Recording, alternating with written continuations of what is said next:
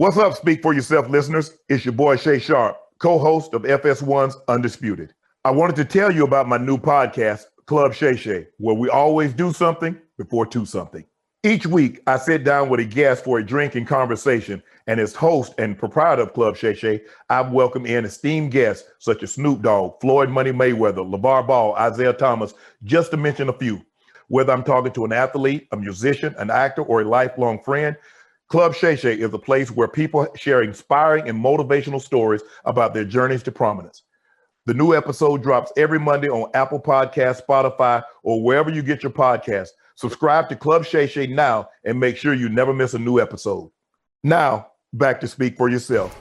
Welcome to Speak For Yourself. Marcellus Wiley, Money Green up here with Emmanuel Acho. Hey, big dog, I'm tired of you losing all this weight. What happened? Why? You're starting to look better than me, and I don't like it. You think so? No. Well, tonight, I think the whole world's going to disagree with that. Big time. We're going to get into that later, but let's get it started with one of the best quarterbacks of all time. My former teammate, my dog, Drew Brees, who announced his retirement Sunday on Instagram after 20 seasons. Man, Brees is the Super Bowl champion and leads the game with the most passing yards in NFL history and the second most touchdown passes. In his post, Brees said, quote, "This is not goodbye, rather a new beginning. Now, my life, real work begins." So, Acho, that's a real was it time for Drew Brees to retire? Sal, I'm going to say yes, it was. And there's so many layers here. Obviously, you're going to do a great job dissecting yours, so let me start dissecting mine. Let's go. What else does he have left to accomplish? Right? The only thing I think Drew Brees could have still accomplished was winning a Super Bowl, but I think he knew even better than we knew as analysts. He knew even better than we knew as personalities. Man, that's hard to do. Like, is he going to roll the dice out 365 more days of practice, preparation, and whatnot for the chance to maybe somehow, some way win a Super Bowl? Drew Brees, the all-time passing leader, done check that off. But then Tom Brady, he's going to continue to knock Drew Brees off in passing touchdowns, so you're not going to win that war. He looked himself in the mirror and said, you know what? The time is now. But, Sal, I like to dive in deep for the questions. I don't want to be lazy. Go get your hair. I don't want to be lazy with my dog Marcellus. You challenge me every day to be better. You went to Columbia. You challenged my intellectual capacities. So the question becomes, when you ask me, was it time for Drew Brees to retire, what are the implications of time if he doesn't retire? Time only matters if there's a negative attribute or side effect based upon your tardiness. You feel me? I had a dinner reservation last night, 5 p.m. Where? Some Thai place in the valley. Man. True story. Oh, yeah, right. True story. 5 p.m. So if I wasn't on time, they would cancel that reservation. Yes. You feel me? Yeah. Like, because time then matters. So then what are the implications had Drew Brees not retired? And the implications are, hey, bruh, he was going to die a villain. What they say? What Batman say? You know the quote? Either die a hero or you die a villain. You either die a hero or live long enough to become a villain. The Saints have been really good with Drew Brees these last 4 years, but good is the enemy of great. So when you're asking me, was it time for Drew Brees to retire? Had Drew Brees not retired, what are the negative implications of that? And I think the negative implications were they still would have been close, scratching and clawing in the playoffs, a victory or two, but it was best that he ride off into the sunset as a hero because he was flirting. Oh, really? Flirting with being a villain. Flirting. Oh, okay. You know I disagree with you. Adamantly, I disagree with you. And I did see you around 5-ish, 5:15, speeding past Panda Express. Like that ain't no Thai restaurant with reservations. You up here lying big time. Okay, let me tell you why I disagree with you. One, because I've heard they, as DJ Khaled would say, tell people to retire before. They told Tom Brady, walk it off. How's that turned out? And Drew Brees is a person that no one should look at in terms of performance and in terms of just what he contributes to the game as a person that needs to walk it off. So no, this is not the time for Drew Brees to retire. You ball till you fall. And last time I checked, looking at the stats and looking at Drew Brees last year, he didn't fall like people were trying to advertise his decline. Matter of fact, Drew Brees' decline is still greater than the incline of some people we constantly talk about. Carson Wentz, we keep talking about him. Baker Mayfield, we keep talking about him. Even Jameis Winston, the new starter in New Orleans, all reports are indicating. as they're trying to climb the mountain, Drew Brees, where he is, even in the slight decline, is still higher than those same prospects. So let me bring this to you like it was brought to me. Talk to me. This situation is about 2 words. You ever see Baby Boy, the movie? Oh, damn! Boy, you are on fire. First of all, you could never cross Slauson around where I'm from because you ain't seen Baby Boy. It's about 2 words in Baby Boy. Melvin said this: guns and butter. But I ain't Melvin. I ain't Ving Rhames. It's about 2 words right there. Who and what? Okay, talk to me. All right, Drew Brees. Who is he now? And Drew Brees, what was he then? Correct. Let's talk about who he is now. 9-3 as a starter. Is that somebody you would ever... Forget the name on the back of the jersey. Forget the birth certificate. 9-3 as a starter. Should they retire? No, I didn't think so. 6th in quarterback rating. Should he retire? No, I don't think so. 70% completion percentage, second by only 2 hundredths. By 2 hundredths to Aaron Rodgers. Should he retire? Nope. 24 touchdowns, 6 interceptions. Should he retire? Nope. Now, the one mark that everybody had against him this year was the air yards. I remember hearing Drew Brees and air yards. You Google it right now, you got pages on pages. You know he was still 13th in yards per attempt, and that was without Michael Thomas. So, no, this is not the time for Drew Brees to retire. So that's who he is now. But what was he? This is a guy that went to the paper bag franchise. You may be a little too young to remember the Saints fans always there, dressed in their proper attire with the paper bag on top, because they had no pride, not only in their organization, but being real, the city didn't have the same level of pride before Drew Brees arrived. So who is he? He's a championship quarterback that continuously puts you in contention with his championship attributes, his character first. The ultimate underdog who achieved so much that now people are saying those same expectations will crush him. Nah, Drew Brees, this ain't the time to retire, but I am not the man to tell the man it's time, but nobody else should. That's fair. Let me push back. You gave so many great points, but you said Drew Brees got to ball till he falls. He did not fall, but he was falling. That's not the saying. It's not balling till you fall in. But he was falling. This actually happened. I hate, honestly, when so many true stories align if they're negative. Bro, I'm sitting at a friend's house yesterday, and we're playing a card game. Before or at the tie? After the Thai food. Oh, it went well. I went to Thai food at 5. It went well. There were 5 people there. There was no it. Ooh, you that type, huh? Calm down. So now look, I'm scooting my chair forward to get closer to the board game, and all of a sudden my friend goes, "Oh, no!" And I'm like, "What?" Next thing you hear, a vase fell on the ground behind me. I'm like, why didn't you just tell me so I could turn around and catch it? She said this, because it was already falling. It was going to crash eventually. I could have tried to save it, but it was going to crash regardless. So Drew Brees, you could try to save him, but he's falling. Let me tell y'all why. In football terms, no longer in story form. 2018, we know there was the Figment BSPI call and the Saints really mad because the Rams won that game. Yeah. But remember that game went in overtime and Drew Brees had a first possession turnover, so the Rams got the ball and never give it back to the Saints, and the Rams go on to win the game. Okay, 2019, Saints, y'all are at home against the Minnesota Vikings, who are underwhelmed compared to y'all, Saints. Drew Brees, second quarter, turnover. Vikings go down, get a field goal, take a halftime lead, 13-10. Fourth quarter, Drew Brees, turnover. He fumbles the ball. Now the game goes into overtime. Drew Brees never sees the ball again. Okay, Sal, let's talk 2020 playoffs against the Buccaneers. So far, I'm listening. Drew Brees, the worst passer rating of his playoff career, worst passing yards of his career, and 3 interceptions, a career high in the playoffs. He may not have fallen, but he was surely falling. So you might be like, hey, he ain't hit the ground yet. But come on, Sal, he already on the way down. You gonna see the crash. I don't want to have to sweep up the broken glass after the vase shattered like I had to yesterday. Don't sweep up Drew Brees' mess. Hold on, no. You can't compare Drew Brees against Drew Brees and then say that's a bad thing. Because Drew Brees changed the expectations so much from the paper bag franchise that it's amazing now you're going to use those same expectations against him. I have to. But hold on. But it still means he's great. Like, Drew Brees is still a great quarterback. Elite, baby, elite-ish, but certainly great. Hold on, Acho, that's the worst suit I've seen you wear in the last 3 weeks. Still a good damn suit. But you know what? It's the worst suit you done wore in the last few weeks. That's how you sound when you talk about, well, Drew Brees had his worst in his career. Have you seen his career? Okay, let me hit you where it hurts. America, I got to hit Marcellus where it hurts. Track and field. damn you. Because Marcellus knows about this track and field. 2017 World Championships, I was there. It was in London in some great stadium, about 60,000 people pre-COVID. Oh, what a time.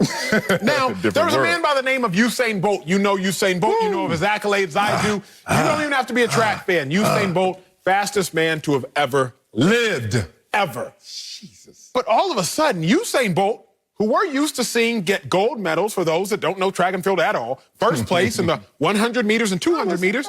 So he came up in third at the 2017 World Championships. Now, he ran a 9.95. Again, for those that don't know quantifications, under 10 seconds in the 100. Not many people. Man, under 11 in 100. You ain't ran it. Me either. So he ran a 9.95. Should you retire based upon that? No. No, not a chance. I like. But Usain Bolt said, wait a second. I got third for the first time on a global stage in ever since I was 18 years old. I'm 30 now, and track and field, that's old. A 9.95 for some people might be good, but I'm on my way down. I'm going to hang it up now because my best days are behind me. You got to compare Usain to Usain like you have to compare Drew Brees to Drew Brees. Drew Brees' best days are behind him, big dog. I had to hit you in the track and field spot because I know that's where you most sensitive, right? You got some muscles now, but I know that soft spot is still track and field. I had to attack. Okay, I like that. That's a good comeback because I thought I had you on the deck. I heard it wasn't a standard 8 count. It was a 9. And I was like, he popped up Hulk Hogan style. Okay. Let me tell you this, though. I don't know what calculation Usain Bolt was running, but maybe he ran this calculation. I am not willing to work to the level it takes to get me back to where I was. Where Drew Brees has never had that conversation or has never been told or has ever suggested he's not willing to work. So that's not the same. Even though that's a perfect example, it just doesn't perfectly fit with Drew Brees. Drew Brees is this. Drew Brees is not in no situation where it's like, I'm really falling off. Number 1 passer rating in NFL of the last 4 seasons belongs to who? Drew Brees. Drew Brees. In your example, it wouldn't be that for Usain Bolt. It'd be a couple years, and then this year is number 2, 3, 4, etc. Only quarterbacks with 30 or more starts that went out there and had a better win percentage than Drew Brees: Lamar Jackson, Patrick Mahomes. This is recent. I'm not talking about historical. I'm not going to give you he's number 1 all time in passing yards and second in passing yards. That's boring. Let's talk about right now. Since 2018, since you want to bring up Usain Bolt in 2017, no quarterback has led his team to more points per game. No quarterback than Drew Brees. 31.8 points a game. You know who's second? Patrick Mahomes. Hey, big dog, this is not that. Let me help you out. Let me give you some game, since obviously you went to Thai. You were late to the Thai restaurant. Then you went home, broke some vases. Vases, probably because you're big time now. But the point of it is, you try to tell me y'all start playing board games. Sound like she was bored with your game. Now, how the hell you gonna go to a Thai restaurant running late because she probably still doing her makeup? I'm coming out, y'all. Oh, no? Who said it was a she? You said it was a she. I can run a tape back. I listened to those part. Was it a she? There were 4 other people there. Well, man, I see you. Anyway, I'm going to let that go. Here's the point. Give me an example of another quarterback who has fallen from number 1, number 2 to number 5, and then all of a sudden that guy should be told to retire, forgetting the other 27 starters that still can't even get up to his bumper. So let's do this, because you want to sit here and tango in this one lane. And can we move to the HOV lane? Let's move to a humane lane, if we shall. If I were to ask you, Sel, what has been the highlight thus far of your 2021 year? This year? This year. My daughter getting into Columbia. Beautiful. It was something familial. I mean, your daughter getting into Columbia. Yes. It may have been, I know you had an outing during our off week, your wife and yourself went out for the first time. We went to the Waldorf. Yeah, I knew that was a high for you. Bathed me thoroughly. Familial. But Marcellus, Drew Brees, didn't he suffer fractured ribs this year, right? That was last year, 2020. Yeah, but I'm with you. Yeah, this season, right? Okay. Because Drew Brees is also thinking about the humane element. Your high wasn't working. I love working with you. You appreciate to a degree working with me. But when I asked you, hey, what was your highlight of 2021? It had nothing to do with speak. It had nothing to do with this test. It had to do with your doctor. It had to do with your wife. It had selfless. to do with your family. Yes. Drew Brees is also counting the cost. Wait a second, man. I got fractured ribs. 11. I can't even laugh when my kids make a joke. Ain't no daddy, come pick me up. Ain't no dad, can we throw the ball in the back? Ain't none of that. Drew Brees the year before, torn ligament in his thumb. Dad, can we play catch? Ain't none of that. Drew Brees is also factoring in the humane elements. You and I can sit here and we can pound our head against the pavement of the football talk, and that is a degree as a sports show. That's what we should do. But what we can also take fans, viewers into the mind of is, your highlights, big dog, ain't having nothing to do with work. My highlights of this year, no, mine have to do with work. I don't have much of a social life. But your highlights ain't got nothing to do with work. It has to do with your family. Yeah. Drew Brees is also counting the cost, man. He's been hurt, Marcellus. For 14 straight years, he played 15 or more games. The last 2 years, he played 11 games and 12 games. Physically, he's deteriorating. Time to retire. It's not time. Beautiful example once again. Doesn't fit perfectly with Drew Brees once again. Because one, Drew Brees, who you're chasing or who you're in competition with in terms of just the stats and the categories of greatness, Tom Brady's still playing. He old as hell, too. Older than you. So don't give me this whole, it's just exclusively about time in my birth certificate. I just got into a car accident. I ain't even tell you about it. Yeah, I did. Not the one of he down. He been down for a month. Gonna be down for another month. 2 months gone. Yeah, your boy got a little fender bender. Whose fault was it? Me, because I was the only one I hit. Me and the wall. I can't blame the wall. It was me. I'll give you details later. Anyway, here's the point. You know what I did after that accident? Cried, obviously. You know me, I teared up quick because I thought I was going to miss everything. Oh, my God, my family, everything. I was really in shock. Like, yo, it's that fast. It can happen. But you know what I did after I got home? Called the people, AAA, come pick up the truck, blah, blah, blah. Told my daughter, can I borrow your car? And I kept going. I kept pushing. I got back on the road. Drew Brees, you talking about, oh, my ribs, oh, my finger. Hey, man, them kids still going to be there. Get your ass back in the car and get back on the road. Continue being the father you are, but continue being the great player that you are. This is not the time to tell a great that he should go just because he's not as great, because he's still great. That's the problem here. Usain Bolt should have heard that. Maybe I should have talked to you, Usain Bolt. Would have fixed him. He'd still be running. Coming up later in the show, it's a big night for Acho. I mean, huge. Oh, look at my dog. He's hosting The Bachelor's After the Final Rose special. We'll get the inside scoop on what to expect, but first, the Seahawks are fielding calls for Russell Wilson. We'll tell you if that's a good thing next on Speak for Yourself. Come on, Drew. Hey, Speak for Yourself listeners. I wanted to tell you about our brand new Fox Sports app and website, foxsports.com. Reimagined for the modern sports fan. Go ahead, download the new app now. You don't even have to pause this episode. Every day on the new app and website, you'll see the top stories in sports, plus a rich world of written content, videos, social media, and analytics to give you a 360-degree view of the most important stories of the day. Streaming live TV has never been so easy or elegant. Every Fox Sports game, including all pregame and postgame shows, are just one click away.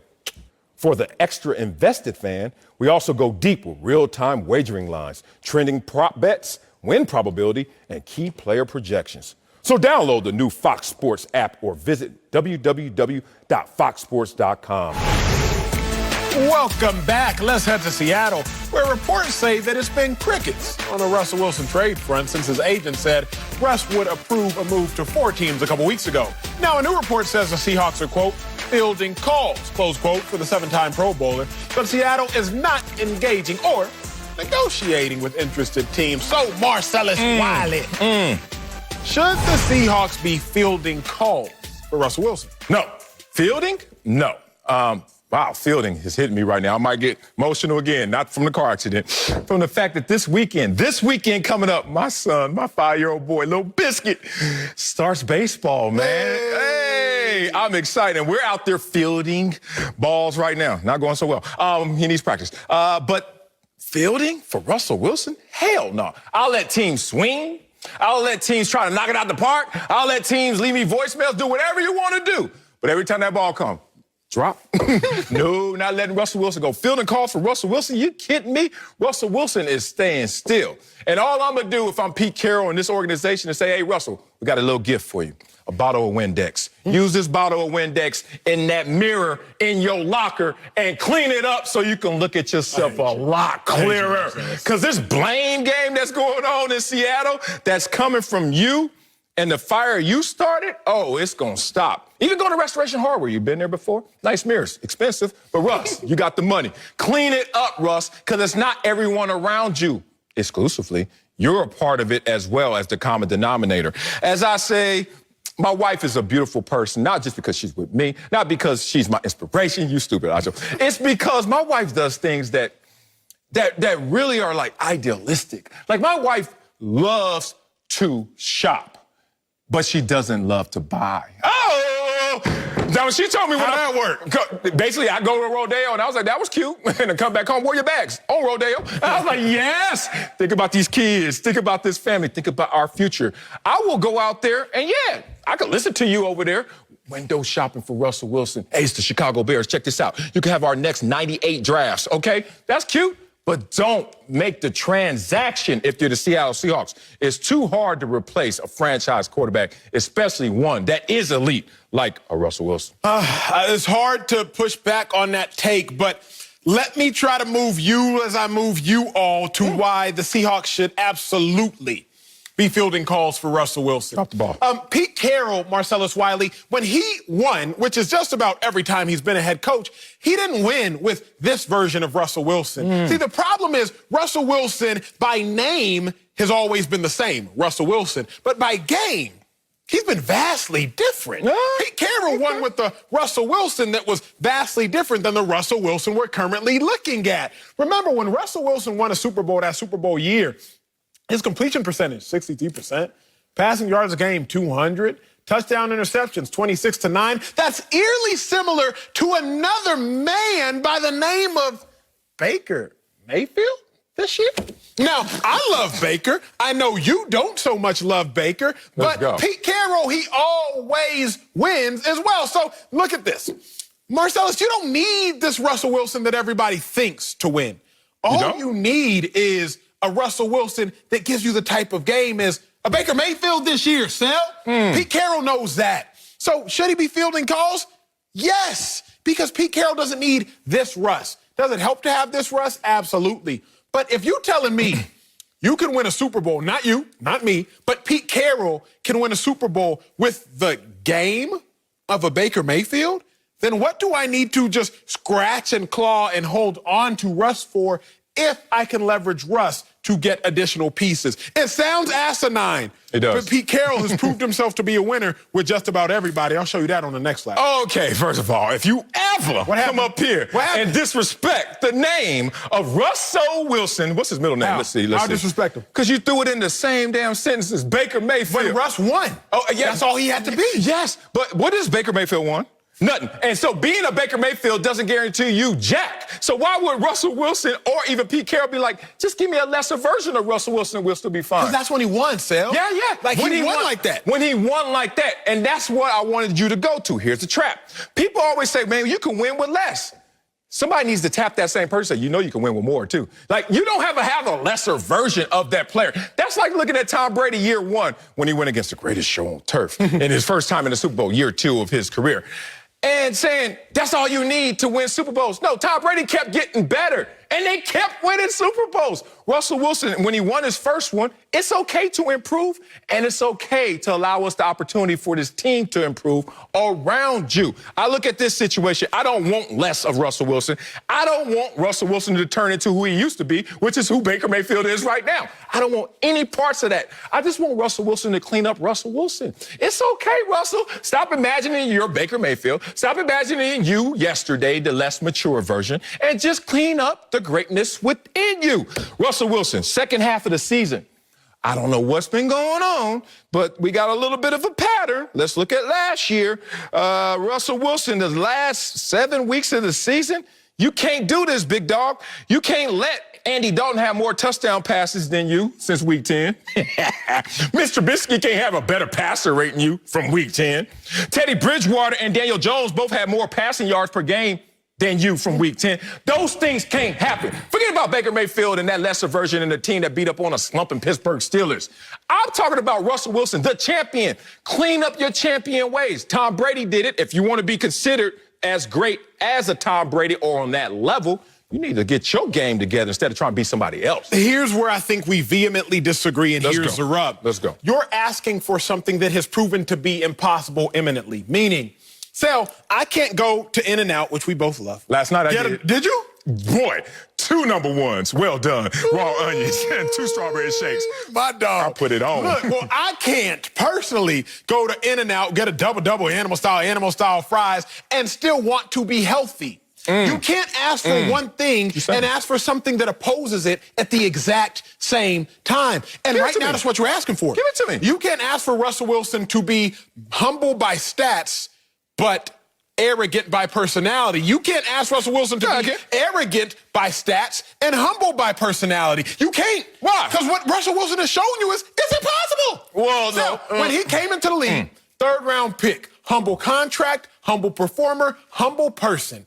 Then all of a sudden, cocky contract, more arrogant performer, more arrogant person. I ain't got no issues with his confidence, by the way. You keep doing you, Russ. But you can't ask Sale for a double-double and a 6-pack. You got to pick. You can't ask Russ to throw for 4,000 yards, 35 passing touchdowns, but then still just walk into the locker room, Russell Wilson, and they can have it their way. No. You can't ask for that, Sale. You a damn lie. So what I'm saying is, you keep saying that I don't need a lesser version of Russell Wilson. But what about that old colloquial less is more? I can have a lesser quarterback and have a greater team, or I can have a greater quarterback or a lesser team. I'm saying, Pete Carroll has proven he can win with a lesser quarterback and a greater team. Russell Wilson is phenomenal. Seahawks Twitter, don't come at me. But Pete Carroll has proven he can win with a lesser version of Russell Wilson or a lesser quarterback altogether, big dog. Or he can win with a Russell Wilson who goes into the playoffs and doesn't go 11 of 27 for 40 completion percentage.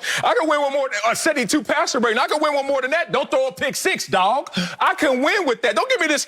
Woo! I didn't think you were binary like this. What happened? Less or more. There's not nuance in your life, not nuance in your... It's not my life. We're talking about Russ. Okay, let's use examples then. I'm going to give you a lesser-known example, and then I'm going to give you an example. Talk to me. Talk to me. Your face.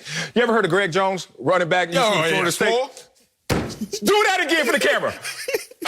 I played with Greg Jones. Sucker would eat a triple bacon cheeseburger classic from Wendy's and still have a 6-pack that went like this. Whoa, whoa, whoa. Okay, so you better stop with that. You can't do it. I saw Greg Jones do it. Give you a greater example, because people are like, yeah, right. Michael Phelps. You ever check out Michael Phelps' diet when they were posting it out there? Sucker would eat 12,000 calories, 916 pancakes for breakfast, because he would work it off. All I'm telling Russell Wilson to do is work it off. All your issues, all your woes, offensive line problems, work it off. Look at this offensive line that's sitting there shaking their head like, oh, my God. He is playing the blame game. As Russell Wilson continues to say, I've been sacked more than any quarterback in the last 9 years. Okay, but that's not telling you the entire story. You know what the story also is saying? Who had the second most amount of time in the pocket last year? You, Russell Wilson. How you get that time? Us up front blocking. Russell Wilson, I hear you, big dog. You keep talking about everything around you. But when everything was around you, you won 1 Super Bowl. Now, it may be a little less in terms of what's around you, but that's only the time to activate more in you instead of more blame around you. So let's ask the operative question. This is the only question that needs to be discussed in regards to this conversation. I'm listening. Does Pete Carroll need Russell Wilson? Yes. You don't need a franchise quarterback to win? The stats of Pete Carroll say no at any level. Let's look at Pete Carroll the last 20 seasons. All of his quarterbacks, true story. Look at this joint. Look at it. Digest Who are them dudes? Oh, exactly. I'm glad you asked. They in college. All these quarterbacks -1. No, you can go to Tavares Jackson. Man, that's 7 and 7. Who? I know Tavares. Even Tavares Jackson, 7 and 7, threw for 3,000 yards. It's 500. That ain't winning. What it is this. 6 and 8 is definitely not winning. That's 1 in 20 That's 2 years. now. In 20 years, you have 1 quarterback under 500. In 20 years, at 2 different levels, all these different cats, Marcellus Wiley. So here's my point. If you're Pete Carroll, you're thinking to yourself, wait a second.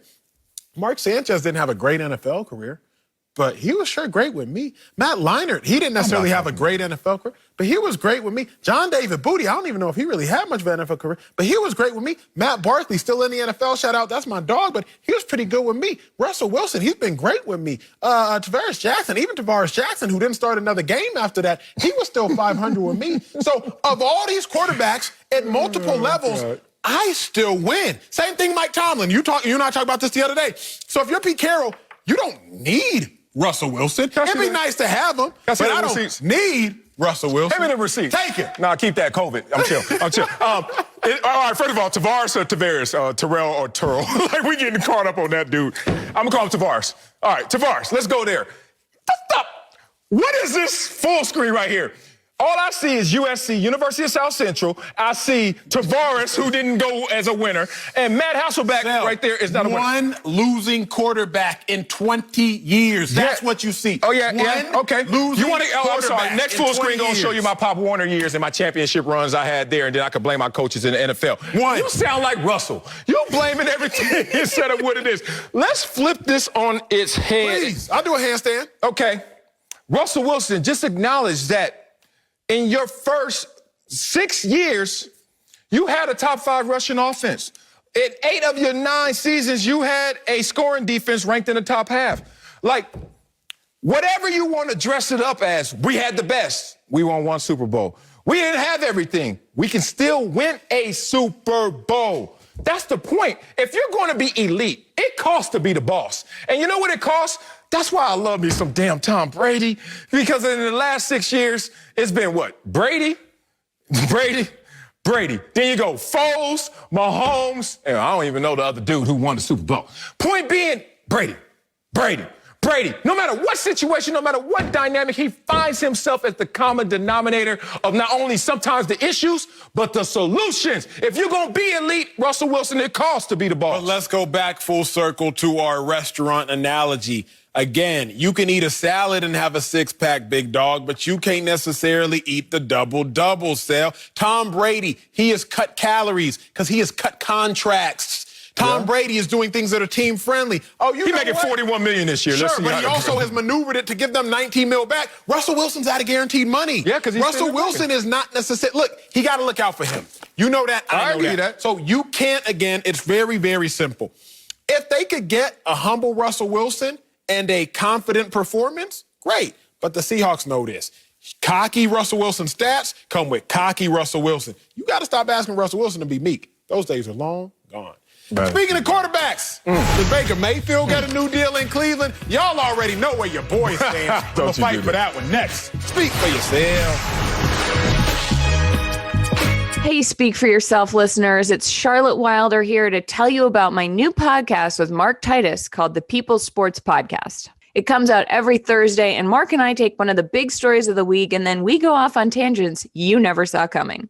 This might mean that we start talking about the Dodgers winning the World Series and end up wondering if Knicks fans deserve happiness. Or begin with LeBron's greatness and end up drafting our ultimate beer league softball team made up of old athletes. Whatever it is, the only rule of the show is that it has to be fun and funny, because these days we could all use as many laughs as we can get. So check it out wherever you get your podcasts and come down weird sports rabbit holes with us. We can't wait to have you. Now, back to Speak for Yourself. Sunday, the best season ever, continues on Fox as NASCAR Cup Series rolls into Atlanta, where every turn is its own test. You can catch all the action for the Folds of Honor Quick Trip 500 at 3 Eastern on Fox and anywhere on the Fox Sports app. Baker Mayfield is eligible for an extension, but will he get one in Cleveland? Our own Bucky Brooks says a long-term deal from the Browns could result in, quote, buyer's remorse, and suggested they should use their 5th-year option and a series of franchise tags instead. Jared Goff and Carson Wentz received long-term deals, but are no longer with the teams that signed them. So, Acho, should the Browns give Baker Mayfield a new deal this offseason? Absolutely, Sal. I've been on this bandwagon. I've been standing and screaming this point on this chair. I've realized, and you've taught me this, getting a new deal in the NFL isn't necessarily based upon talent. No, not fully. It's based upon leverage. And Baker Mayfield at this point is starting to gain more and more leverage. What did Baker Mayfield accomplish this year? 11 wins. First time for the Cleveland Browns since 1994. First playoff win since 1994. 10 wins for the first time. 10-plus wins for the first time since 2007. Baker Mayfield has leverage because he is accomplishing things that the Cleveland Browns have not seen in nearly 25 years. Dak Prescott got paid this year. You were right on that. Marcellus, you called that shot right. Kudos to you. It wasn't that Dak Prescott was the best quarterback in the NFL. Not why he got top dollar. He had the most leverage of the current quarterbacks in the NFL. Baker Mayfield might not necessarily be the best quarterback right now. He might not even have earned by play a new deal. But he has earned by leverage a new deal. The Browns, what else y'all want? We haven't seen a Cleveland Browns quarterback start back-to-back seasons since 1981. Sale, that's around your birthday. We ain't seen him in that long. Yeah, so with that being said, Baker Mayfield has given the Browns a high, a euphoria, a utopian experience they haven't experienced in 30, 40 years, at least 20, by 11 wins and a playoff win. He needs a new deal right here, right now. Oh, he needs a new deal right now? Right here, right now. You know what the deal is? You know what the deal is, Baker Mayfield? You get no deal. You have to go and earn it. Right now, I'm saying an emphatic no. You're not getting the new deal, Mr. Inconsistent Captain. Inconsistent is who Baker Mayfield is right now. I'm not mad at Baker Mayfield. He just has to prove it for me on a consistent level. Let's say this, Acho. You said that he has leverage right now. No, he doesn't. You undermined the word leverage in the first place. You can't gain leverage with a laundry list of firsts.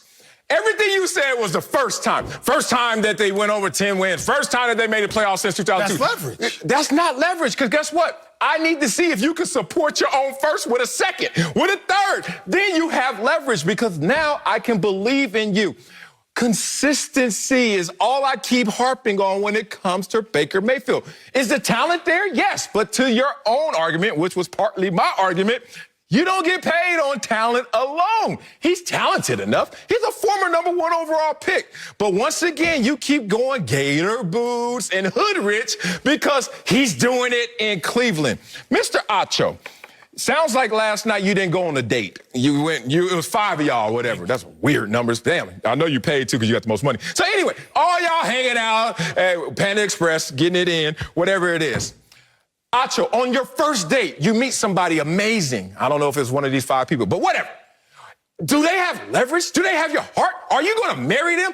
Are you really thinking big picture? Or are you just like, I want to see who they are going forward? Keep going. Yeah, I'm going to keep going because that's who you are. You sucker for love. You all in love. You so in love because look at her.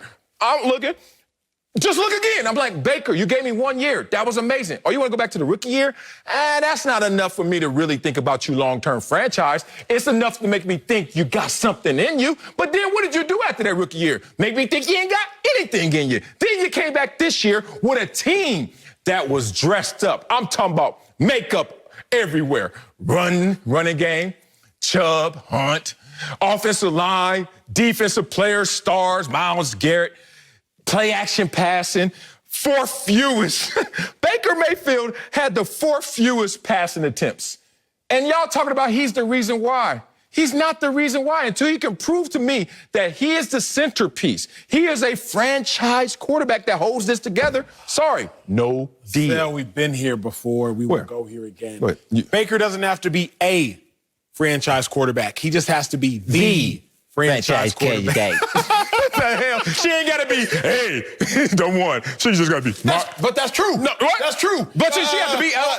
You don't have to be a husband for everybody. You got to be the husband for your wife. I don't like that point. That's thanks. I don't like that point. I don't like that point. My point is this. You better be somebody. Baker already gave you a jubilee that you haven't experienced in 30, 40 years. Like, if you're the Browns. If you're the Browns, think about this. What? You've drafted Heisman winners before, Johnny Manziel. You've drafted Heisman candidates before, Colt McCoy. You've had #1 overall picks before, Tim Couch. You've had former Heismans, Robert Griffin. You've had players with NFL success, Tyrod Taylor.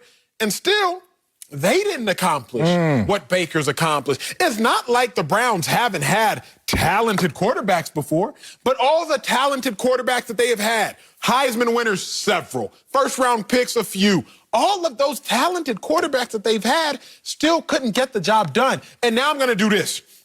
I'm going to present to you a 26-year-old, 11-win having, 26 touchdown to 8 interception throwing. Mind you, in the playoffs, 30 touchdowns and 8 interceptions. Exactly. She's fine. You would be like, where can I sign up? Yeah. How can I commit? No prenup. Okay? That's what you would do. How can I commit? Don't even worry about the prenup, Baker. Let's go. But you sit and look at Baker, and you don't want him. At this point, so I'm convinced It's not you have a vendetta. Go ahead. Like no, you can say it with your chest because I know you group texted. Yo, Sale don't like Baker, dog. You got a vendetta Come up here against smiling. Baker because statistically, you ready? You have no reason not to. Okay. So I'm Cleveland right now. Yes, and sir. since I can't get right, I can't find me a quarterback. I never could find the right one. I can't get a date. Correct. The first time I get a date, I'm marrying him. A great date. First great date I have, because I never had a date, it seems like, or somebody that's worth a damn after the first date. All of a sudden, I'm going to marry them? Yes. On the first. Yes. Look, you are what's wrong with our society, Marcellus Wiley. I'm married. Yes. You ain't. You what's wrong? No, your mentality. Illegitimate. Let me say this, and I'm about to hurt your feelings. Again? And I'm not You sorry. just said I had a vendetta. Let's go. If you have been looking for a competent quarterback, or I'm going to put it in y'all's terms, looking for love for 20 or 30 years, and finally you find you a good man.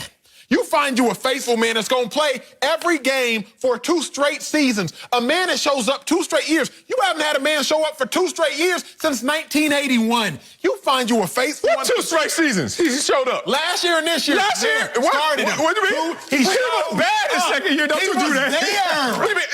You need to do more than just be there. I could go in the kitchen. Ain't nothing get cooked till I do some work. Like, what you talking about being there? Because the market dictates your value. My point is this. What's your point? Browns haven't even had someone show up for 2 straight seasons. Including Baker. He showed up the first season, and the second season he balled. And now you what? The second season? Balled. This year he balled. This is not his second year. This second year is starting 2 consecutive seasons. Whoa. He balled. And now you looking around like, I'm not going to commit. I can't believe you're just going to skip around like that. I'm not skipping around. Yes, you are. I gave you straight facts. 2018, Back-to-back 2019. 16 game starting season. I give you that. Browns I know what ain't you're had saying. that since 81. Okay. So somebody who has no Pro Bowls, like I don't know how you even equate that into the love language. So you can't get paid without Pro Bowls? No.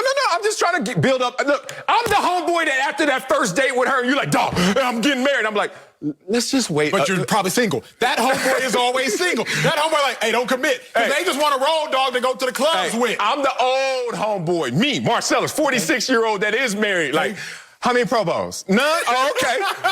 How many winning seasons since you talking about her, and this is her third going into 4th season. How many winning seasons? 1? Another first. How many playoff appearances? 1? Another first. What's the record? Like, just give me, like, her love resume. 23 and 22. Barely above 500. Here's water. And here's drowning. And here's you.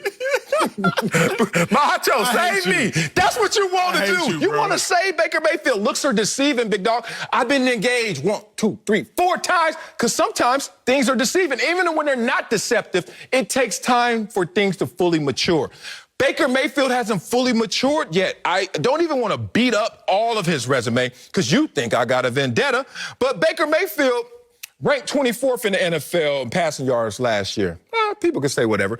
But Drew Lock was higher than that. I don't see anybody trying to marry Drew Lock right now. They had the number 3 rushing offense. I married a running game. They had the number 24 ranked passing offense. I ain't marrying that. I'm saying let's keep going on dates to see if you can improve. They were 28th in the NFL in passing attempts, bruh. They didn't even count on him. And then when they tried to count on him, they were still bad. I don't have a vendetta, dog. My daddy just made me marry reality and marry facts. And if you look at that, I'm not getting married to Baker Mayfield. Well, you need to get married to Baker Mayfield. You're marrying all these things except Baker. You need to get married to Baker Mayfield. Like I would do Baker like everybody else, we get engaged. I'm going to break up. Coming up, Brooklyn is red hot, and James Harden is a big reason why. I ain't getting that dude no money. We'll tell you if the beard should be in the MVP conversation. That's next on Speak for Yourself. Watch and Speak for Yourself. Marcellus Wiley, Emmanuel Acho. Let's do it. Let's head to the NBA. James Harden has the Nets rolling on the right track with a win Saturday over the Pistons. Harden had a triple-double with 24 points, and his Nets have won 12 out of 13 games. Harden has the 7th best MVP odds according to Fox Bet Sportsbook. But in an interesting twist, no player has ever won MVP after being traded during that season.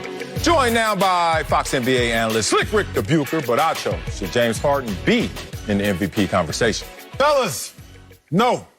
And it's because I am sticking to my guns in regards to I'm not just going to perceive the NBA season to have started on January 12th, January 16th, because it started, Marcellus Wiley, on December 26th, at least for the Houston Rockets, James Harden's former team. And I cannot simply overlook the entire picture and just look at the part of the picture I want to see, which is James Harden on the Nets, specifically the KD-less Nets. Because if we recall, when he was on the Rockets, he had quite a few 15-point performances. If we recall, when he was on the Rockets, there was a game he didn't play due to injury, but wasn't on the injury report leading up that week. If we recall, there was a game when he was on the Rockets when he didn't even attempt a free throw. Now, you might be like, Acho, why are you bringing that up? Because that was indicative of his lack of willingness to even drive towards the basket, because there hadn't been a game in which James Harden hadn't attempted a free throw in, nearly a decade? So I'm not going to look past a whole chunk of the season just to serve a narrative, the current narrative that fits best. If you're not there for the entirety of the season, I take that into consideration, because there are some dudes that have been balling from the opening tip, not just balling from the tip after they got to where they wanted to. So, no, James Harden should not be in the MVP conversation. I'm really not surprised that you would be taking the wrong line on this, Nacho, because I imagine that you're a little bit distracted today. I'm actually surprised that you're here. This is a big day for Nacho. He working today? Look, there are extenuating circumstances. Are we just going to ignore why everything happened in Houston the way that it did? Because he told him over the summer, I'd like to get out of here, and they weren't doing anything about it. I'm going to take that into account. But the number one reason why he is an MVP candidate and should be an MVP candidate is because the field is as muddled as it is. Every guy who's been named has taken a step backward, while James Harden and the Nets have taken a step forward. The reason that he wasn't in the conversation at the beginning was because, in part, changed teams, in part because he was with Kevin Durant and Kyrie Irving, and how could you possibly be an MVP on a star-laden team like that? But now we have KD out for 20 games, has virtually taken himself out of the equation in terms of his MVP chances, and yet the Nets have not missed a beat. Meanwhile, LeBron James going 4-6 in a stretch without Anthony Davis. You have Joel Embiid, who is hurt. Luka Doncic was the favorite coming into the season, and we saw them take a face plant. So it's not so much that Harden has been overwhelming or that I'm dismissing the point that you made, Acho. It's that if he's not in the conversation, you got to tell me who deserves to be in the conversation ahead of him, and that's going to be a much harder case. By default, he is in the conversation. Slit, you said LeBron is what's that stretch without AD that he was?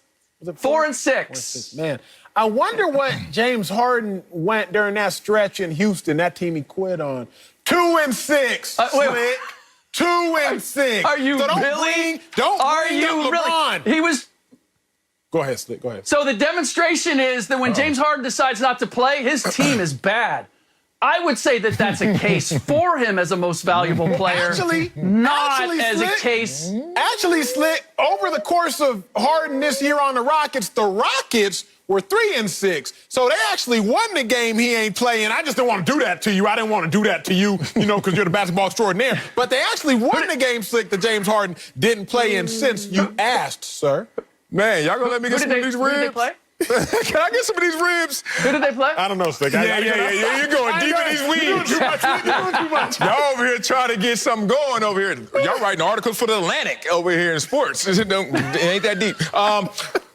Should he be in the MVP conversation? Yes. Let me be boring first. Oh, God. There have been MVPs that have played in compromised seasons in terms of number of games played. Let's talk about James Harden. If he were to play the rest of these games out, he would play 58 games. Okay, well, Bill Walton, he did that and won MVP, 58. Let's talk about Karl Malone. He also did it 49 out of 50 games. NBA strike season, lockout shortened season. The point is, it's been done before. You don't have to play all 82 or be healthy and play 72, miss 10. Like, whatever it's going, wherever it looks, you've seen guys before figure this out and still become MVPs. Let's also attack Acho's argument, saying that, oh, man, he wasn't good when he was in Houston and those poor performances should be held against him.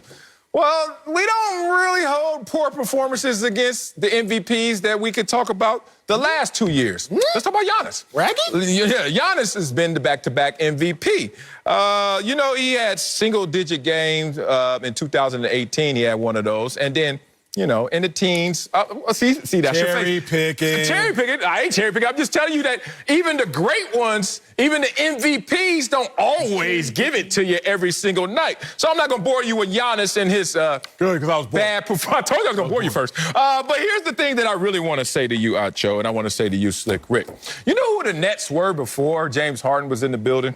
Playoff team? A number 5 seed, 7-6. Once again, Acho is in love with treading water. He did it with Baker Mayfield, and once again, 7-6 is right here. You did it with, rest in peace, Tavares Jackson as well. Like, this is 7-6, brother. And then all of a sudden, once you get James Harden in the building, you know what you are? The team that has the most points per game, the team that has the best field goal percentage, the team that has the best three-point percentage in the game. And everybody's going to probably drown it out by saying, well, he's playing with Kyrie.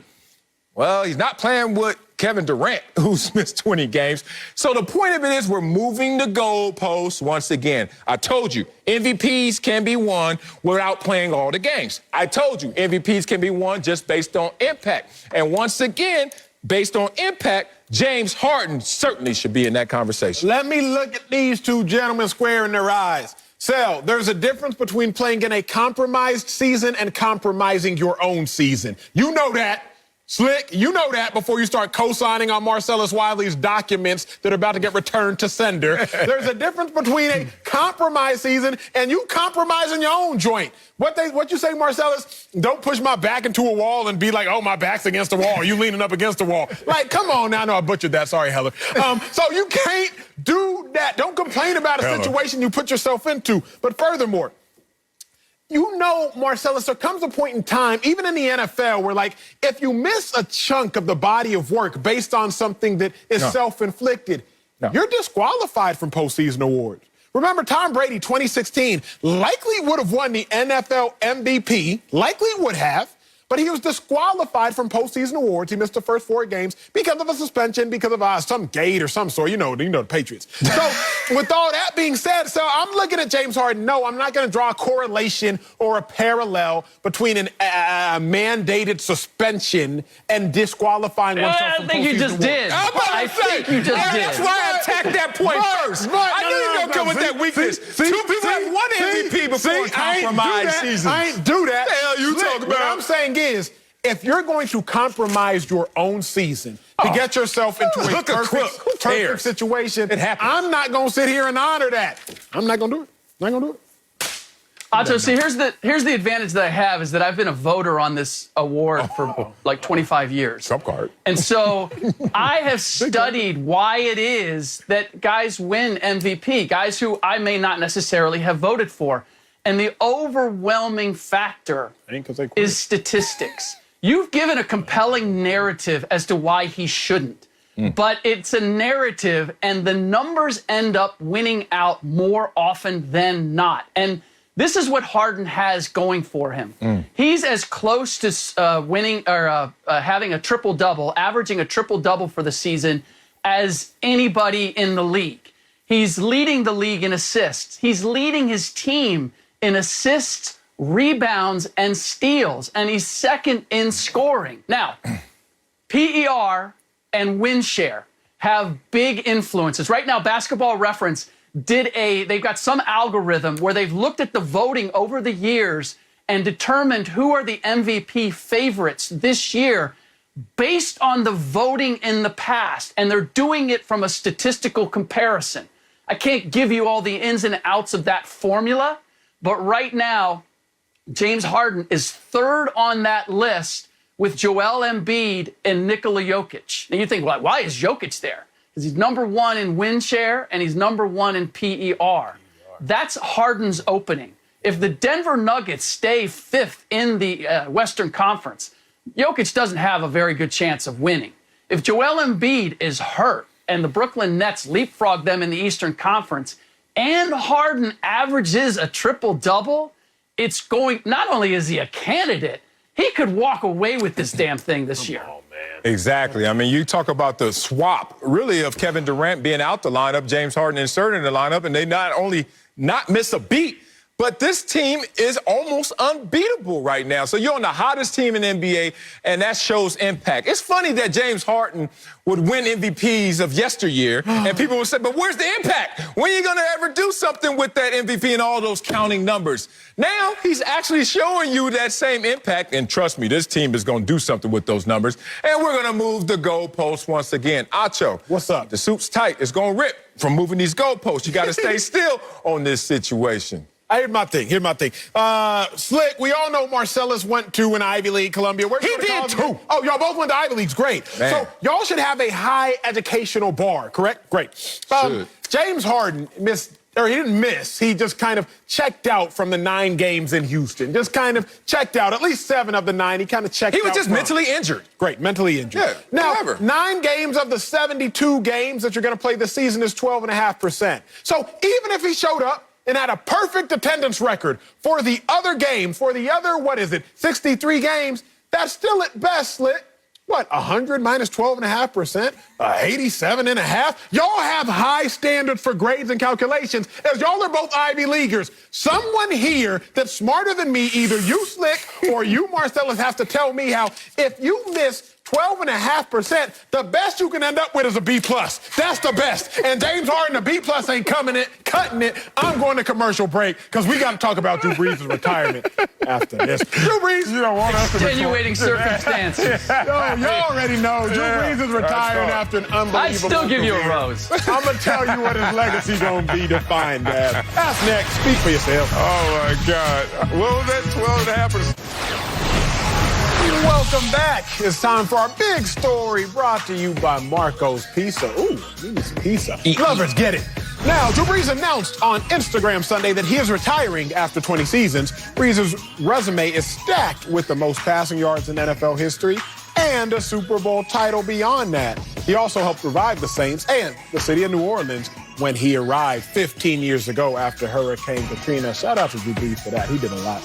So, Marcellus, what will Drew Brees' legacy be defined as? Man, my man Drew Brees, unreal. Judge a man by the distance traveled, Michael Irvin once said. And if you want to talk about the distance traveled, I was there for Drew Brees' first NFL practice. Oh. And shut your trap. I'm just trying to make me cry. I'm trying to stay strong up here, so I'm going to lean into my machismo. But the thing is, from that moment to who he is today as a retired player of 20 years is an amazing journey. Let's try to give a little perspective to this. His legacy should be defined as a champion that brought life to not only an organization, but to a city. I'm being real about this. Drew Brees in San Diego got to the point where they started to look past Drew Brees and his potential.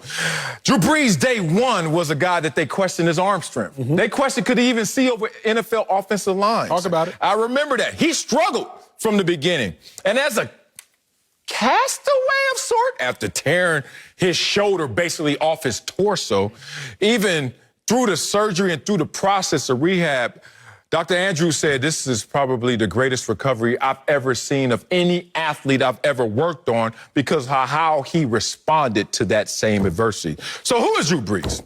Drew Brees is a guy, not just a champion, Super Bowl MVP, but a champion in character, dog.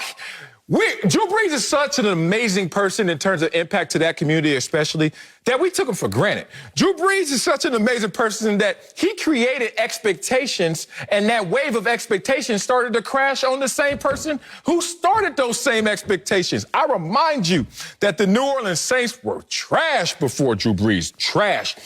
In the 39 years before Drew Brees got there, they went to the playoffs 5 times in total. Year one with Drew Brees, they were in the NFC Championship game.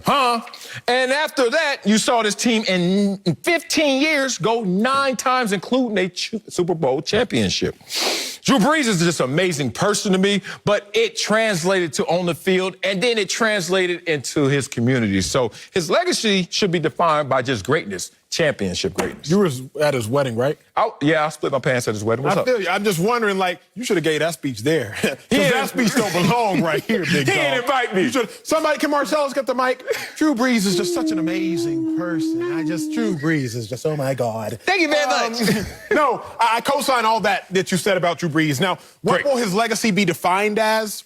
It will be defined as an oxymoron. Stop that. Oh, here we go. See, I knew it was coming. Hey, bear with me. It'll be defined as an oxymoron. It'll be defined as an overachiever that underachieved. Ooh. Now, let's first talk about the overachiever. Drew Brees. Hey, first off, you go to Purdue. Purdue's not a dominant football school. You're 6 foot in frame. Coming into the league when the 6'3.5", 6'4", 6'5", John Elways, the Brett Favres of the world, you're coming into an NFL league organization when you're not supposed to be a quarterback. You don't look like a quarterback. Like Marcellus said, you can't even see over the offensive line. People left you for football dead after you had the shoulder injury. Right. Nobody thought you were going to be what you were going to be. You completely overachieved. Kudos to you, Drew Brees. Like, real talk, I don't say that in jest. Kudos to you. Here's the problem.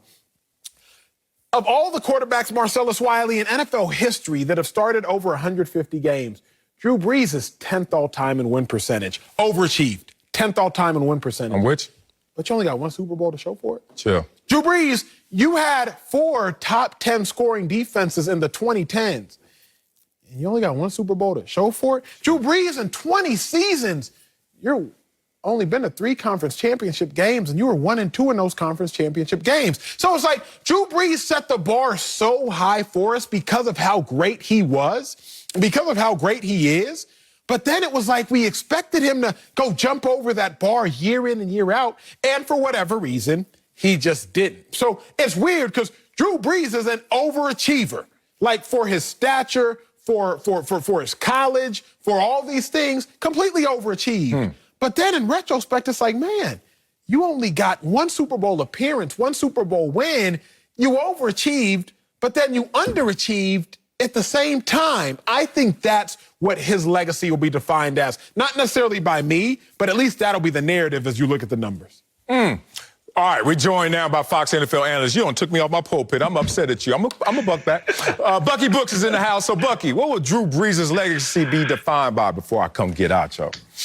I think he'd be a pioneer. He's a pioneer for the undersized quarterback. Drew Brees entered the league when it was my first year scouting. Drew Brees has set a ton of records in the Big Ten. All-time passing leader, most touchdown passes, total offense. He had all those things. But in sitting in meetings, I heard all of these glowing things from scouts that scouted him, but then we had to put him in the second round because he didn't have the prototypical dimensions. But now when you look at the National Football League, particularly as it relates to the draft, Drew Brees made it possible for Russell Wilson, made it possible for Baker Mayfield and Kyler Murray to be drafted because we saw Drew Brees have his success. We then were able to drop some of the standards and norms that we associated with the quarterback position. So for all the individual records, the accolades, the Super Bowl win, what he did for the Saints, what he really will be known for is paving the way for others to have opportunities at quarterback that they wouldn't have had without his success at the position. Man, okay. It just seems like y'all putting Drew Brees in this, like, subcommittee. Like, he's great for a little dude. He's great for somebody we didn't expect much of. He's great for a little engine that could. Like, hold on. He's just great, bruh. Like, I'm not getting caught up in that, the identity politics of football. Well, you're great as a black quarterback, or you're great as a mobile quarterback, or you're great as an undersized quarterback. Nah, fool, I'm great. I'm Drew Brees. Not even gonna bore y'all with these stats, but time to get bored. Number 1 in passing yards all time. Every single dude you ever seen, yeah, him too. I mean, from junior college to the four stars to everybody that's ever been in the NFL, nobody's thrown for more yards on the football field than the guy who got his shoulder ripped off of his torso. And number 2 in passing touchdowns. Boy, stop. What the hell are we doing up here trying to say he all right? No, he all right for a great quarterback. Nah. Drew Brees is, let's go to track and field. Where my boy Acho at? He's somewhere in the building. Bucky in the building, that national champion himself. Let's talk about this. Drew Brees is the guy that actually sets the high jump world record. And obviously, when you set the high jump world record, you set a PR as well. But then somebody else comes and maybe jumps higher. And then you start looking at him and say, you ain't got no more in you. You're like, bruh, I already set a record. I already PR'd. Like, there's a certain point. I hate when we use, well, he only won one championship. No championships is the standard. To win one is amazing. Y'all letting Tom Brady fool y'all. It doesn't come that easy for anybody else out there. Ask Aaron Rodgers. So the point is, his greatness shouldn't be measured, his greatness, by everyone else's lack of greatness in team success. Because winning a Super Bowl is a team accomplishment, but his legacy is going down defined just by him, the individual. #1 passing yards, #1 completion percentage, #1 in passing yards titles. I digress. This is truly a glass half empty, half full conversation. I love you. It truly is. I can hear that. Because Drew Brees is standing here, and you're looking at all the individuals who he surpassed. But remember, Drew Brees is standing here, and I'm looking at all the individuals who have surpassed him. Meaning this. Championships. Like who? No. You said individuals. You said we have to disregard the Tom Bradys of the world, or the Peyton Mannings of the world, or the John Elways of the world. Like, we can't, because they exist. Drew came. So Drew Brees, he overachieved. Everything you're saying is accurate. It's just incomplete. Like, you are 100% correct of everything. Top you're 10 saying. ever? I'm saying everything you're saying and then some. Top 10 ever? Like, yeah, he's great. He did all that. I said top 10 ever. Him and Nick Foles have the same amount of Super Bowls. You can't answer questions. How you gonna interview tonight? Him and Nick Foles got the same amount of Super Bowls. That's all I'm saying, sir. So what? everything you're saying is right. So but there's just a whole lot more to what you are saying. There's a whole lot of meat left on that bone. So much so that I had to get Bucky out of here. He's gonna get some of that meat. I'm gonna end it like this, though. It's like, look, his legacy will be defined by exactly what you said, but there will also be the part of the conversation that says, wait, Drew Brees, you were in New Orleans for 15 years. You went to 12 Pro Bowls in your career, and you only went to 1 Super Bowl? Like, man, that's crazy. Yes, everything you said is true, but it's kind of when you look back and you say the Packers had Brett Favre and Aaron Rodgers for a collective like 25 or 30 years combined, and they only got 2 Super Bowl wins out of those 2 greats. Like, yes, they are great, and their legacy will be defined as greatness, and the Packers quarterbacks, their legacy is defined as greatness. But you think back and you're like, man, they only got 2 Super Bowls out of those 2 Hall of Famers. That piece of the conversation will also be involved in this. Man, hell no. My favorite group is Outkast, pronounced Outcast, meaning aimless, homeless in society. Let's look deeper than that. Are you an outcast? Outkast, album after album, platinum after platinum. They went diamond just one time. Like, every other album was amazing. Platinum. Drew Brees, passing yards titles, MVP second. Like, NFC Championship game. Like, all that is going platinum. You can't go diamond every damn year. Tom Brady got us fooled out here. Aaron Rodgers, ask him. Ask Drew Brees about this situation. I just hate when we say, I need you to be great. And then when you're great, all of a sudden we say, nah, that's not enough. I need y'all to be great. And it's like, well, I can't pull 52 other dudes who are not as great as me and who probably don't want it like I want it. But if you're talking about Drew Brees' legacy, his busk is not 53 little heads. It's Drew Brees. The dude is top 10 ever, and his legacy will be defined by his greatness. Would you like to retort? Would you like to argue anymore? I guess Drew Brees is throwing and catching his own passes because he doesn't play on the team. I guess we should just give last year he was. Drew Brees. What was Michael Thomas at? He was last year. I'm just saying, with Drew Brees, we want to give him everything. I'm giving him all kinds of props. Like, look, he's the best little guy to ever do it at the quarterback position.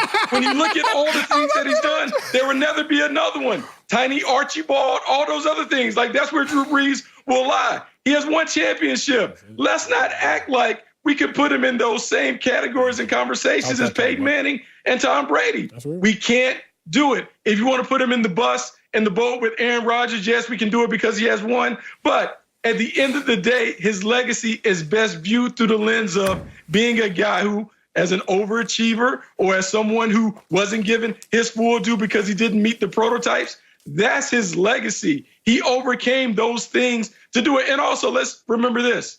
Drew Brees was not a star from day one. Drew Brees' first 3 years, we didn't know. In fact, The Chargers didn't know. Marcellus, you on that team. I know. They drafted Phillip Rivers because they didn't know. They didn't know what they had. To the point of his greatness. Let's get Phillip Rivers and do it. And then you know what they did?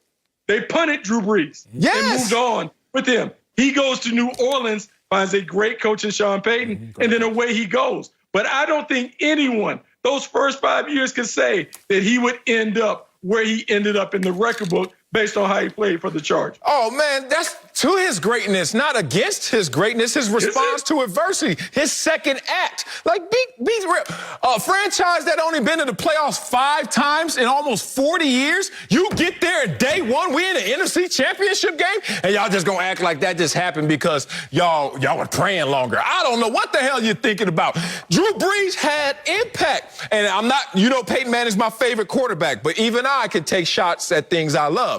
Peyton Manning, that second Super Bowl, benched, limping, and he got a second one off of that. And y'all trying to say, well, it's Tom Brady and Peyton Manning. Drew Brees will be looking at Peyton Manning like, hey, bro, do I need to just keep playing so I can limp my way into getting the second Super Bowl? Or should I be here with Aaron Rodgers on this tier that is still of greatness? But y'all trying to take shots at it. This is hitting me hard. You know why? A lot of times people hit me up. They say, man, Marcellus, you're a cool cat. You're a great black father. I'm like, hey, brother, I'm a great father. What the hell you trying to put me in this little... Drew Brees, you're a great quarterback for under 6 feet. That's not how the game goes, man. Greatness is greatness, and Drew Brees is great. Coming up, I'm upset for real.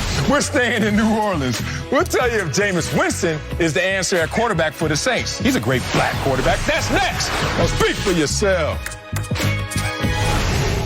The Saints need a new starting quarterback for the first time in 15 seasons after Drew Brees announced he's retiring. Drew Brees the Great, that is. The Tampa Bay Times reports Jameis Winston is expected to re-sign in New Orleans and will likely be the starter.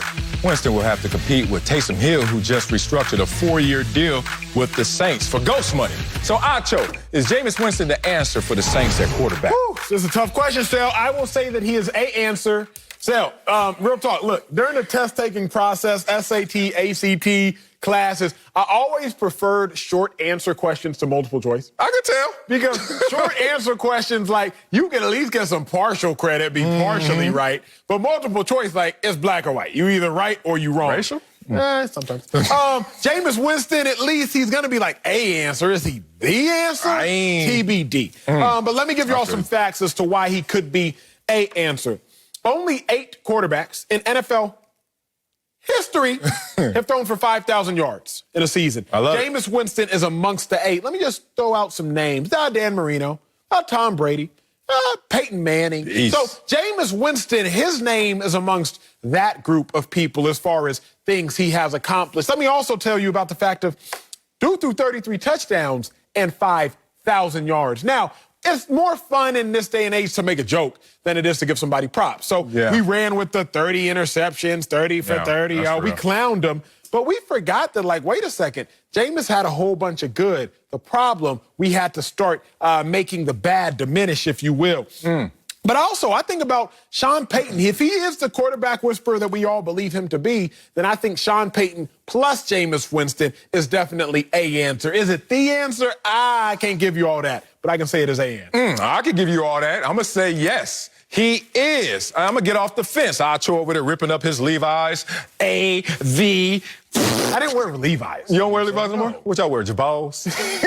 What y'all wear? I don't know what y'all kids wear.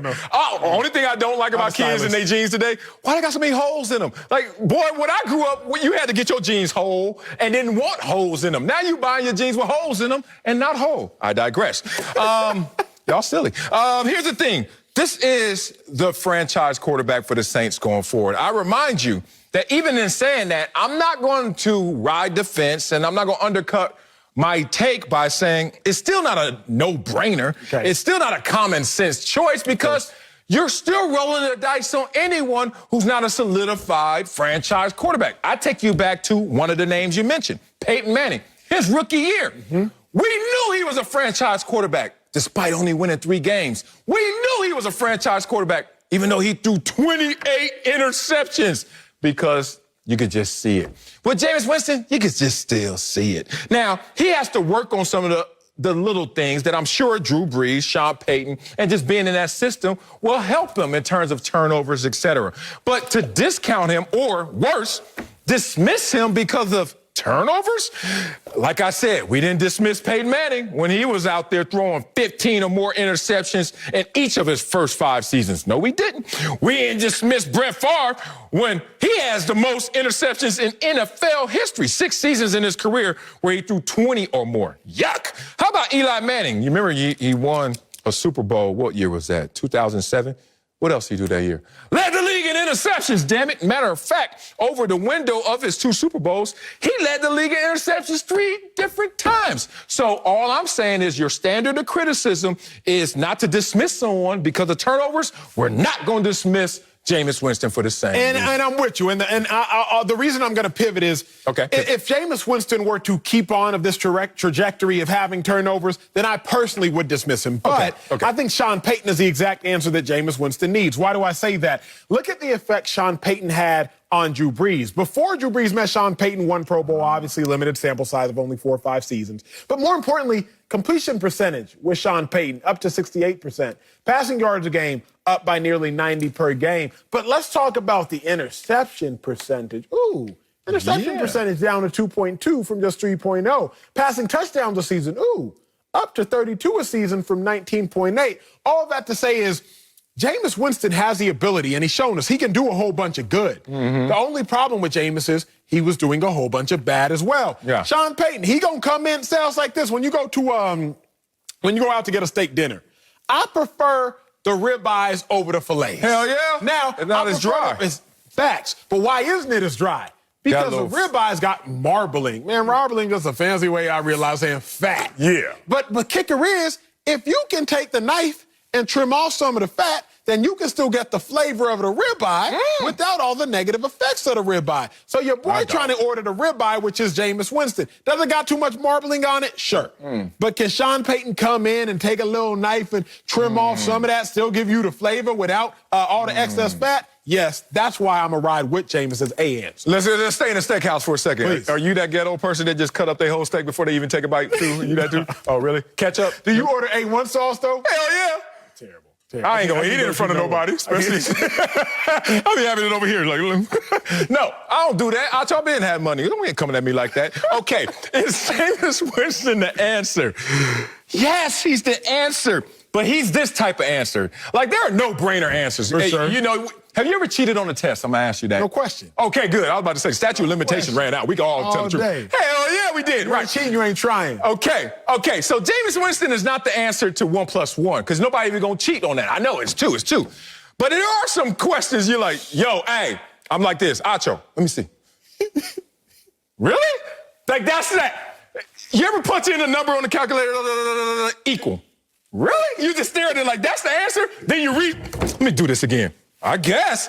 That's Jameis Winston in terms of the answer. Now, don't blow up the spot and be upset at what you're seeing here, because it's not perfect looking right now. But the mix of Sean Payton, that culture, and whatever Drew Brees left in terms of knowledge is going to pay dividends. When we come back, Baker Mayfield led the Browns to a playoff win. So we'll tell you if Cleveland should be sold on their quarterback. That's next. For yourself. Acho, what you got? Baker Mayfield helped lead the Browns to their best record since 1994. Now the attention turns to his contract. Get paid, young Baker. Get paid. Hey, chill out. Hey, for real. Get paid. Baker's eligible for an extension, but our guy Bucky Brooks suggested Cleveland should focus on the 5th-year option and a series of franchise tags to avoid buyer's remorse. Stay out Baker Mayfield's pockets, Bucky. Bucky's back.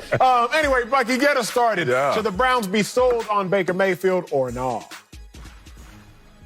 To prove it. He has to continue to prove that he can be the franchise quarterback for the long term. He had a nice season. Acho, you've talked about them winning 11 games. The team went to the playoffs and got a win. They did all these things, and it looked good. But now let's see if he can consistently be excellent at the position. Can it be more about him driving the bus as opposed to being the guy that is just kind of managing the team? And so the best way for the Browns to do it, particularly in this climate where we're seeing the number get over $40 million, well, you can extend him by playing the game out on the fifth-year option. The fifth-year option next year is $18.8 million. Then you get into a series of franchise tags. The cap may escalate. It may stay the same. Maybe it puts them at $30 million. That's still well below the $40 million mark that we're seeing these deals get to. And then the third year of this, the second franchise tag, now it goes up. But what it does, if you're the Cleveland Browns, you get an opportunity to see where does Baker Mayfield fall. And when you know that the Lamar Jackson deal, the Josh Allen deals are coming, it gives you an opportunity to weigh how good is Baker Mayfield compared to those guys? What is the best move for us to make? Or is he a product of our system? And do we need to begin to think about the next quarterback if it doesn't appear that he has those special qualities to be a $40 million quarterback? Fellas. We all have to be more active in our word choice. Bucky, you especially, because you said he had a nice season, but if we were being more specific and not using lazy adjectives, he had a historical season, Bucky. He had a rare season, Bucky. He had a euphoric season, Bucky. But to say that Baker Mayfield had a nice season is a lazy adjective. So, Bucky, let's use a proper context for that. Now, the only way one wouldn't be sold on Baker Mayfield, because I am, in fact, sold on Baker Mayfield, is if you're assessing the wrong picture. What do I mean by that? It's perfect. Marcellus has come up here and he told me, and he told y'all earlier in the show, he was engaged 3 times prior to meeting his wife, wife making 4. Now, on the outside looking in, you look at Marcellus, something got to be wrong with him. Damn right. He got commitment issues. He don't know how to manage his money. Maybe he got stability issues. On the outside. The money why I kept getting engaged. On the outside. I wasn't that cute. So I would think maybe Marcellus Wiley is the limiting reactant of his lack of relational success. Because you were the constant denominator.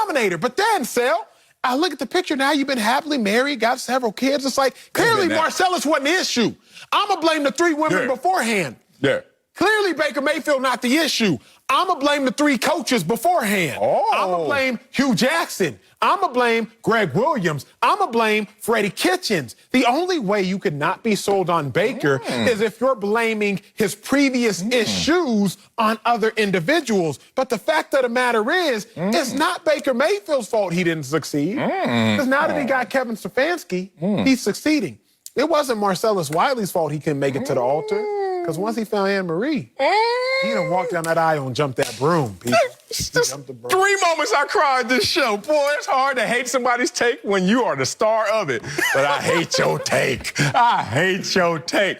And you want to know why I kept getting engaged? Because I was that dude, bro. I ain't lying, brother. But I had issues. I knew I had issues. I tried to warn them, but whatever. We're here now. Let me quote the great historian, orator, Luther Vandross. When I look at Baker Mayfield, I simply say, give me the reason to want you back. Give me the reason, Baker Mayfield, because right now I'm just looking at your resume. And I could keep blaming your exes, your coaches, or I could just look at you because you're the common denominator and say, give me the reason. I don't see it right now. I love the coach in Kevin Stefanski. I like Baker Mayfield. And as Acho always wants to tell me about wins over replacement and value over replacement, I'm a little curious if we couldn't replace Baker Mayfield and find somebody else who could give those long handoffs. Or those, hey, Kareem Hunt, you want this? Hey, Nick Chubb, how about this? I wonder if I could replace that. Let's just be real, because I'm not just going to come up here and give you conjecture. They protected Baker Mayfield. His resume shows it. Let's start right here. Quarterbacks with a better start to their career than Baker Mayfield. Is Baker Mayfield better than Mitch Trubisky and Kyle Bowler? You would hope so. So why does he have a lower win percentage? Worst team, worst head coach. Okay, no. Is he better than Kyle Allen? I would hope so. Then why does he have a worse completion percentage? Is he better than Blake Bortles, Nick Mullins through 3 years? Yeah. Well, why does he have fewer passing yards per game? No. Is he better than Gardner Minshew? Minshew mania. Oops, that was quick. You would say yes. Why does he have a lower passer rating? Dog, Baker Mayfield is what I used to go through at Inglewood Pop Warner Junior All-American Football League. As I was the running back, I was the MVP too every damn year. because we had to protect our quarterback. Our quarterbacks couldn't throw. Baker Mayfield's a Pop Warner quarterback, man. They got the system built all around them, and they say, look, we don't really want you to be the guy. Just be a part of something that's greater than you. And that's the problem. Baker Mayfield, I love you, big dog. Don't love your game, but give me the reason that Cleveland wants you back. You know, Marcellus, like what's interesting about this, and when we talk about the Cleveland Browns have a ready-made solution already in the building. Case Keenum has played in this offense. And when I look at the numbers of Case Keenum in the same offense, Marcellus, 22 touchdowns, 7 interceptions. You know what Baker Mayfield had in this offense this year? 26-8. So if I'm the Cleveland Browns, I don't even have to shop outside the building. So I can give them a take it or leave and deal. We can keep it the same. I'm not saying that Baker Mayfield is Case Keenum. I'm just saying that's when what I you said. squint, That's I'm what you basically said. the same guy. That's what you said. You said it's cold outside. I'm not saying it's chilly, but it's cold outside. Bucky Brooks, you said you might as well say it with your chest. Both y'all sound ridiculous. I'm done with y'all. Deshaun Watson. Oh, you better get off this topic. I'm moving on to Hell yeah. Because Deshaun Watson and Russell Wilson, they could both be on the move. I'm going to tell you which quarterback is most likely to land on a new team.